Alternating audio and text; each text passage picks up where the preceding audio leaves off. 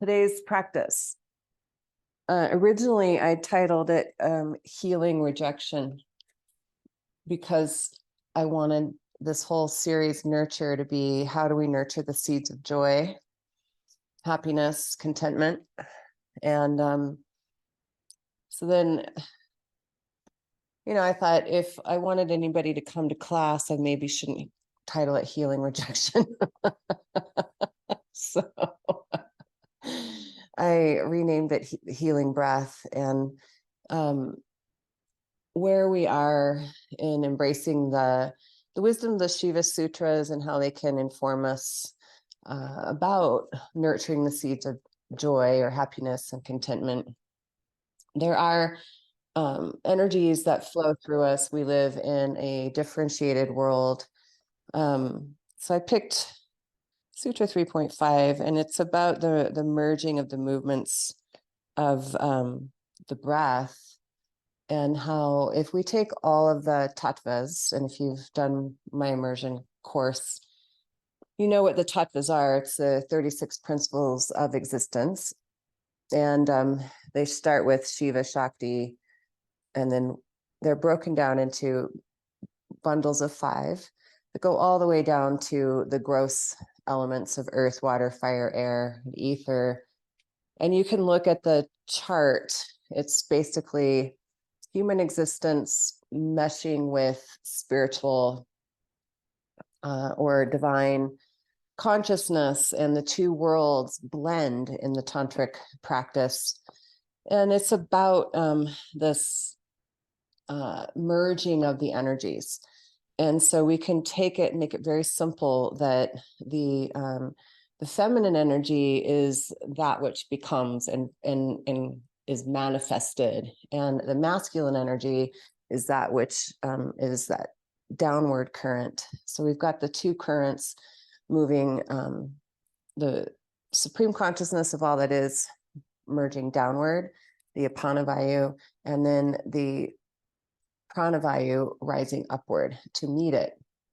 So if you look at that tattva chart, no matter where your view is, you are dealing with either the downward current or the upward current. And then at some point, those currents become so commingled that the experience in our worldly bodies is we can't differentiate the two, although we get more stuck in thinking that we're separate from the source energy, and we forget that we have all that we need streaming through us at any given moment. And so to the point that we may even, especially in times of crisis or war or struggle, there's a lot going on in the world right now. We look out and we go, how can there be a more powerful, benevolent, all-knowing, guiding energy? And we may reject that. And it's really that it pours itself down to have all experiences. And we rise up to meet it. The energies that are working so beautifully in this very right now, the day of this recording in this class, is that there is really that play of opposites happening, and the good coming up against the parts that want to rebel and reject. And so wherever you are in the continuum of being at peace, that's what we want to call ourselves into, and really use the breath to bring us into a place of integrating all of the elements of that which we are, and open up to the remembrance that we're something more than we can ever even imagine. Locate your blocks.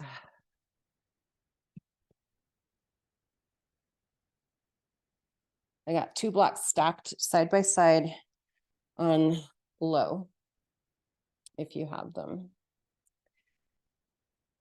And on that, I'm also going to put a blanket across it. So I got a little pedestal. I'm going to create your own pedestal. Have a seat on your pedestal with your feet to your left.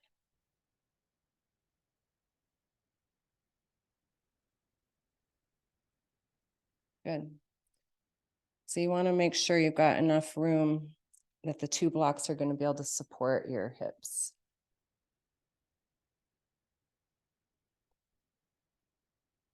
There you go.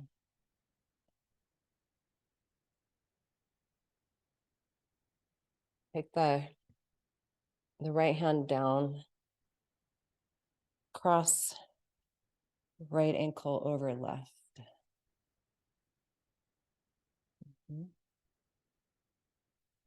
Take the left arm, thread it through the window of the legs, and find your place here where you nutcrackered your legs, or your arm with your legs.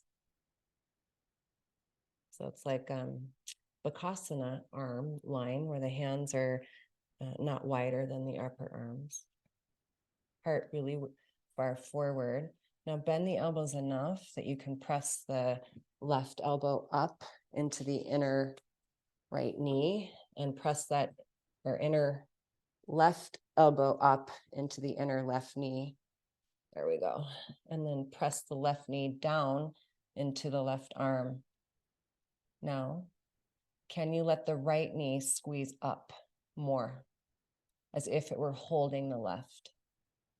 And maybe lift the feet. Heart way forward. Heart way forward. Yep, figure that out for yourself. Way to go. Now, from your pelvis, extend through the legs. Press and lengthen. You got it. Breathe in. Breathe out. Breathe in. Breathe out. Way to go. Don't give up. You got it, Pam. I see you. Come on, girl. And come on up.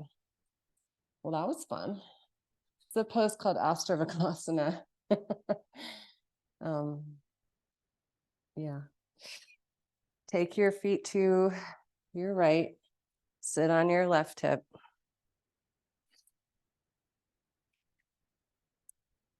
So you're perpendicular, your chest is perpendicular to your legs.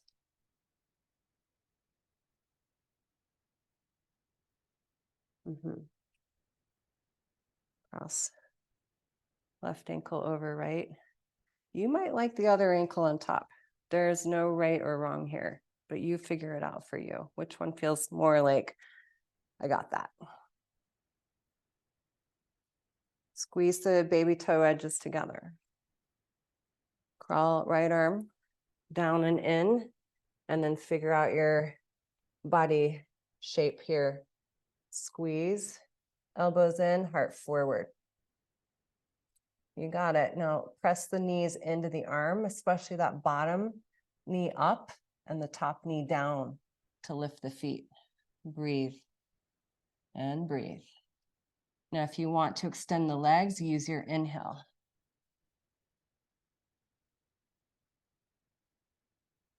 Yes. You got it.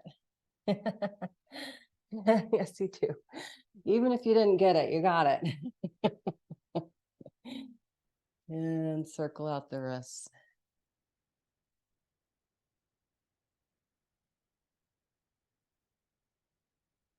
Okay. As you take a pause here on your block blanket stack.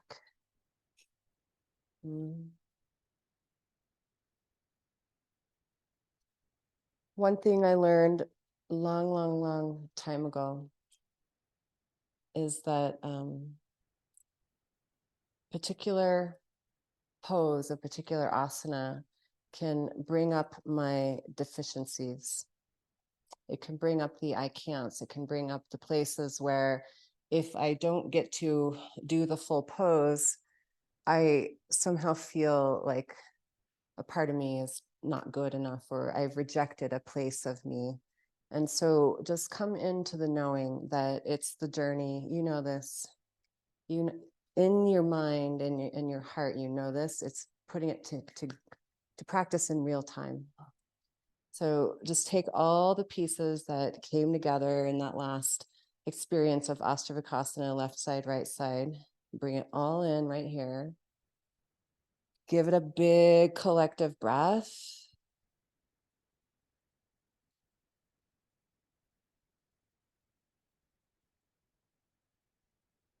And land back in your body. And in that connection to body, take the next big collective breath to remember you're more than the pose.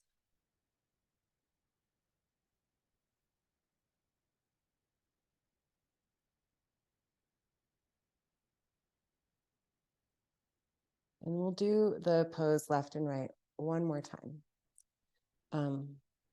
Simply because we can, and that it will be easier this time.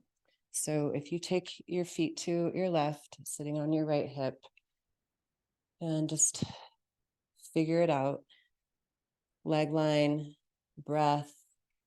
Call yourself into the commingling of the energies where you're not really sure where left and left combine, but you're really aware that you are the steward of the ship. Squeezing in, breathing in. Let the breath help you. Let the breath help you.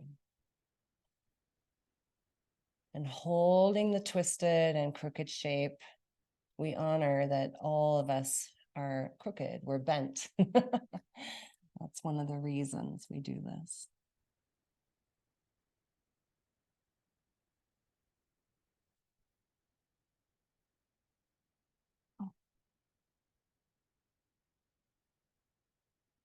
And then come back in.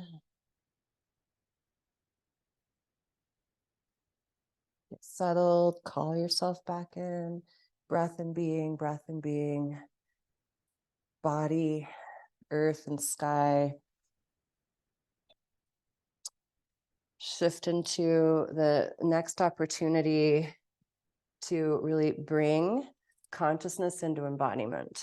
And as you pull yourself into yourself, remember breath, muscular energy hugging the midline, and organic energy expanding. Root down, keep the arm bones lifted, and breathe. If you want to get the hips up off the blocks, you've got to squeeze in and then extend out. Nice. Way to go. Breathe. Breathe, Pammy. Nice, Kathy. Janelle, you look great in the sunlight. Sherelle, good job. Anita, you rocked it, girl. Maureen, hi, honey. You're glowing in the sunlight. Let yourself come in. All of you who, you know what, this could be a practice to come back to pause and regroup and hit play and then, but really what I urge you is, why does a pose like this matter? If it's for the sheer accomplishment of doing the pose, honor that. If it's about really understanding how the play of opposites have to unite in embodied form to make anything in life happen, we have to pull in and push back out. That could be a good dance. Namaste.